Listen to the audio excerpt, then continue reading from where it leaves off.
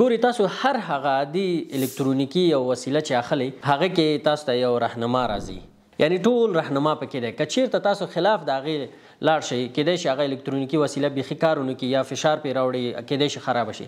همداسې الله تعالی کله چې انسان پیدا کړی د دوی لپاره نړۍ ته یو رهنما لیږلی چې هغه قرآن عظیم شان دی. کله چې هم موږ د هغه حدود چې الله تعالی موږ ته ټاکلی د هغې خلاف ځو نو معلومدار خبره ده چې زموږ ژوند سختیږي.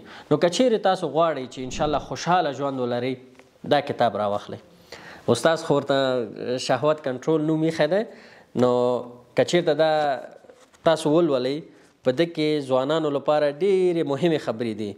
هغه مکمل حل لارې دي چې څنګه یو ځوان په ګناه اخته دی او غواړي هغه ګناه پرېږدي او څنګه کولی شي چې هغه ګناه مکمل ډول پرېږدي. دلته کې ډېر زیات نور مسایل دي، یعنې ټول موږ نشو تاسو ته ویلی. انشاءالله تاسو کولی شي چې راوایخلئ یو نوی ژوند پیل کړئ.